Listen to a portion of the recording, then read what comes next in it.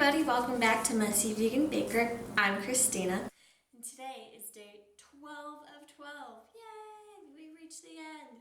We are going to be making gingerbread men and women, because we have them.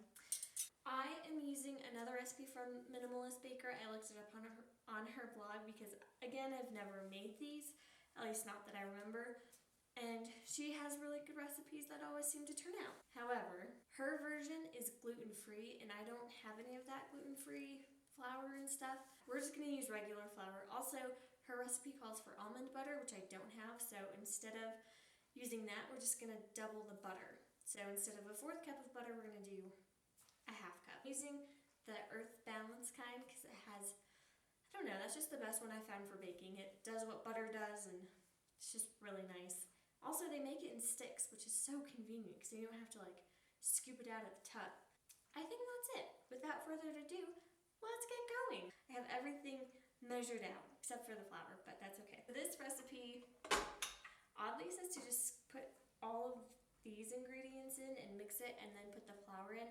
I'm not sure if that's because that version is gluten-free and I know that you have to do different things to make that work. We'll just follow it anyways because I don't think it's too big of a deal, but I am going to cream the butter first.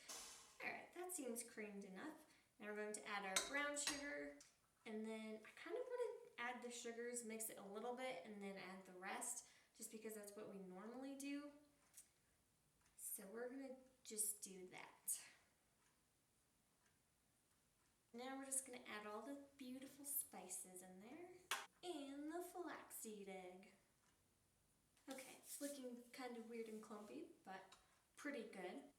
So with the flour, you use either, how do you say this? Anywhere from 1 1/4 cup to 1 3/4 cup.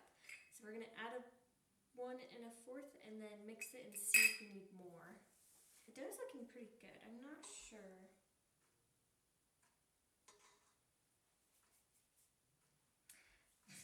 This looks like poop. I'm 5. Okay, we're gonna add like another 1/4 of a cup because I think it should be slightly drier. All this good because it said it should hold its shape, but it shouldn't feel dry, and it doesn't feel dry, so we're just gonna call that good. I'm just gonna put this in a bowl, cover it, and then we're gonna put it in the fridge for an hour. So I will see you back after that. I put the dough in the fridge for about an hour. It says anywhere up to overnight, and from how they worded it, it sounded like they highly recommend that you put it in the fridge overnight, but we did an hour and they turned out okay. I rolled out the dough, make sure it's very well floured because this is a very sticky dough. I rolled it out, I put all the shapes on there. Of course, you try to utilize all the space. I was only going to do gingerbread women and gingerbread men at first, but the stars and the Christmas trees are really cute. Plus, I don't know, I feel like it's more shapes to work with and get as many cookies out as you can without having to like re-roll the batch that much. So that's what I did. I think I got about a little like 24 cookies. Also, you do want to roll them out fairly thin. I think about 1/8 of an inch. I think the first few batches I rolled them out a little thicker, which, I mean, they're fine. They just are softer, which makes sense. And then I baked them at 350, and then I did 8 minutes total. The thicker ones could have been baked a lot longer, just because they're very soft, which they'll still be delicious, but pretty sure gingerbread are supposed to be like crunchy. So some of them will be nice and crunchy, and some of them will just be soft, and that's okay. Oh, I'm going to try them because I had some extra dough.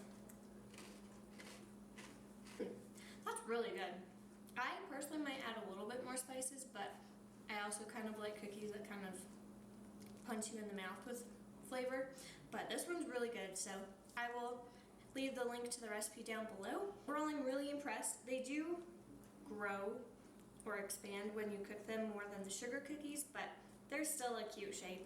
People are just going to eat them anyways. I'm really impressed with how they turned out. Tomorrow, I will decorate these bad boys and the sugar cookies, so I'll probably just do like a little time-lapse video of it. 12 days of baking was a success. We had a few issues, but we'll figure them out in the next year, and then maybe next year everything will be beautiful and perfect. I hope you enjoyed this entire series. I know I did, with all the ups and downs even. but I also learned a lot, and hopefully you have some new recipes you can try. Leave a comment down below if you have any cookies that you normally have at Christmas that I didn't make that maybe you want to see next time. Thank you so much for watching. I hope you enjoyed it, and I will see you guys in my next video. Bye!